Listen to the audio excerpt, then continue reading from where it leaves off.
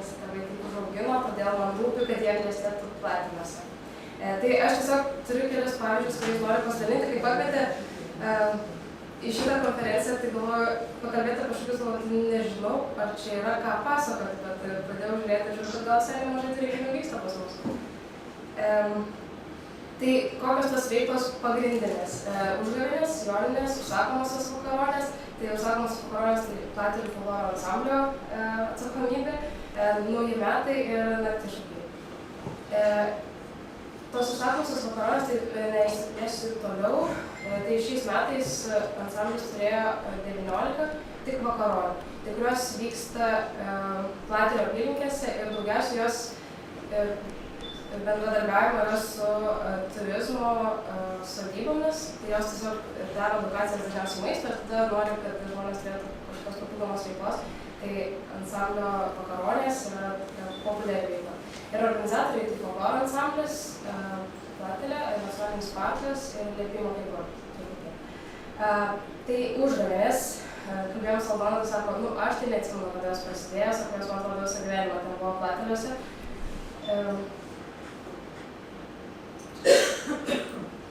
Ir tiesiog, ko noriu pasidalinti, kad seniau jos būdavo labai masyvios, o dabar ir iš tos nuotraukos matosi, kad jos truputėlį yra mažesnės.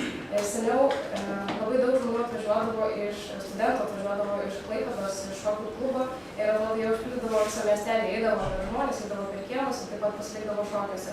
O dabar po karantino tai jų šiaip nebėra, sumažėjo ir tų šokančių yra dabar dažniausiai tik vietiniai, tai ansamblis, iš vaikų ateina truputėlį iš mokyklos ir keli vietiniai prijaučiantis.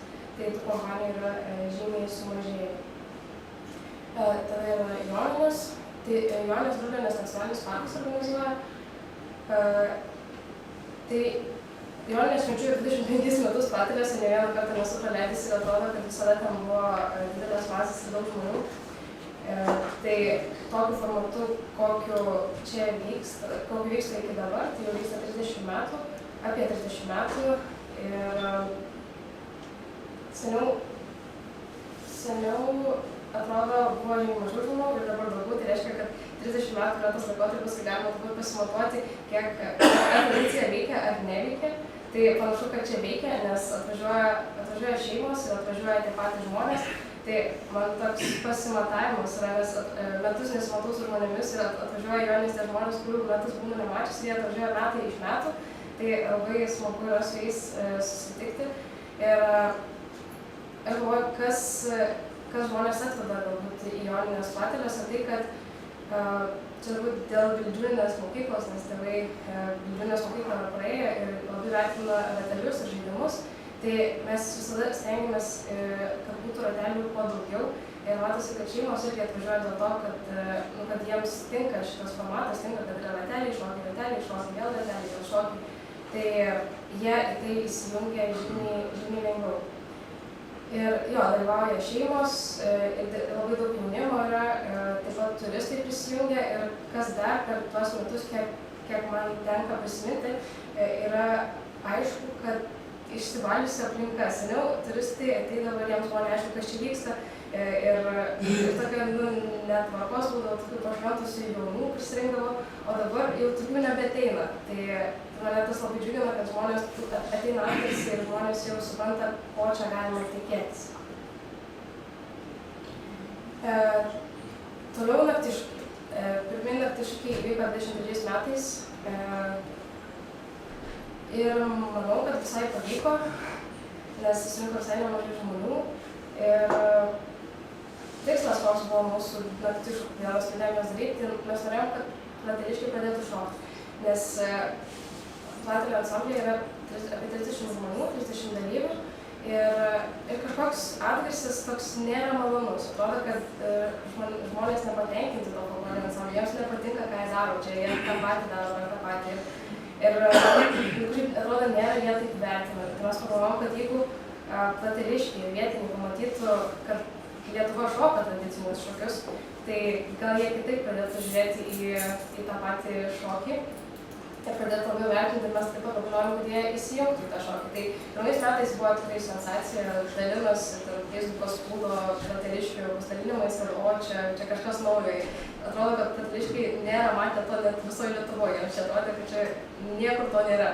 Tai buvo labai didelis susidomėjimas ir taip pat buvo labai daug vietinių atėję pasižiūrėti, tai kaip supratau, daug pasisakavyti, nes šoko tai tikrai ne visi buvo šonai plius taip jaunų žmonių.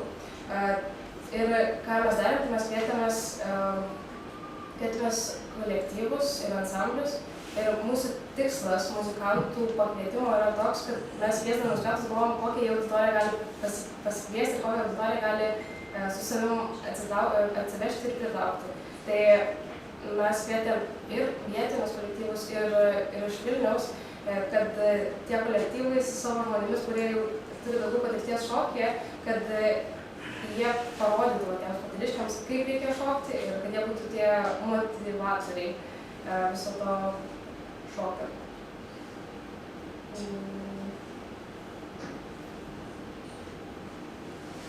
Tai kitas renginys, turbūt irgi, kur šiek tiek didesnis, nebuvo labai planuotas iš anksto, bet nauji metai. Tai planavom daryti tiesiog su draugais tokį susėjimą, žinom, kad čia vis didėja tų draugų ir sakom, tai kodėlgi nepakvietus visų. Tai įdomu tai, kad prisijungė labai daug nematytų žmonių, kurie tiesiog pamatė ir sako, o čia kažkas naujo, čia kažkas negirdėta. Ir jie tada atvyko jau ir į Naktiškus. Tai labai smagu matyti tą tokį tęstinumą, kad jie jau mus seka ir laukia to, kas bus toliau.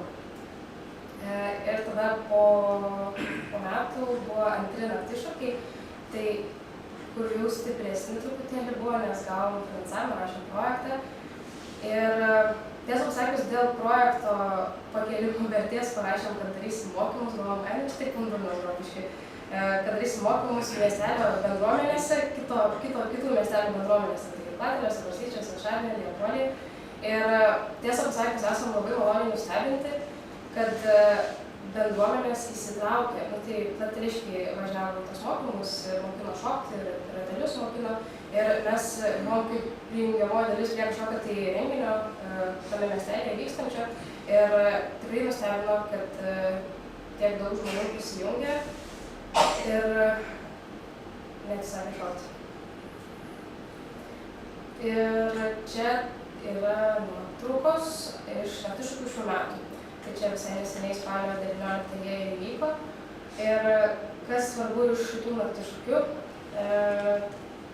tai ką mes pasimokėm galbūt, kad ateina žmonės ir į ratelius jie įsijungia pakankamai lengvai. Bet kai prasideda šokiai, tie visi, kurie nemoka arba kurie yra nauji, jie apimti ir sėdi jau. Jiems yra kažkaip nedrąsu, baisu ir tada lieka šokti tie, kuriuos mes pasikvietėm, kad motyvuotų šokti tos, kurie sėdi.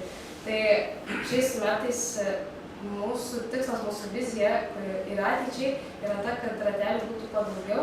Ir prašėme muzikantų, kad jie savo programą taip pat įdėtų ratelių, žaidimų, kad būtų kuo daugiau žmonių, nes čia pačioje yra nuotrauka, kur yra ratelis, ir atrodo visi šoka. Ir iš karto tokia labai masyvi ir drąsiai visi įsijungia.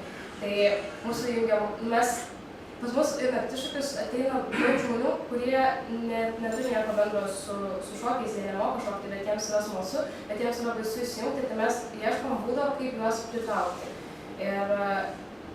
Ir pirmais metais merginos sako, nežinau, sako, čia kažkaip nedrąsu buvo, nieks čia mūsų nekvietė ir taip toliau.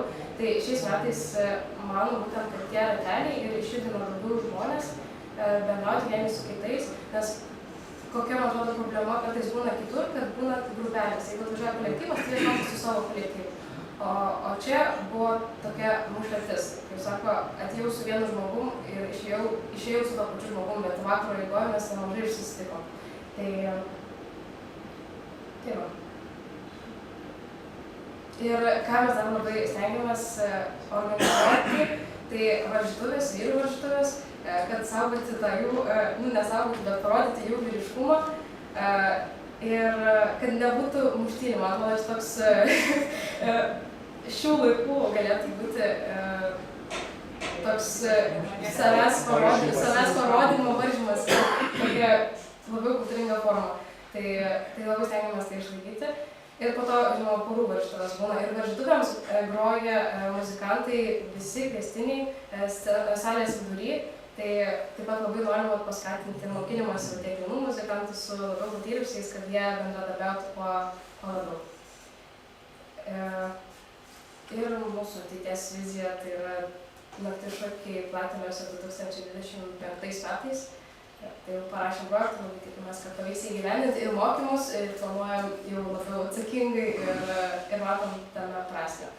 Tai vizija yra kuo daugiau ratelių jungti ir kad žmonėms tai atrodytų natūralu ir nes jiems atrodo gal gėda, kiek mes šnekom, sako, tai čia rateliai vaikams, bet man atrodo ir kaip Rūta Vildžiūnė irgi nuolat sako, tai nemaž čia ne vaikams, čia yra kaip tik suaugusiems labai tinkamas užsiėmimas, tai gal to ir noriu palinkėti.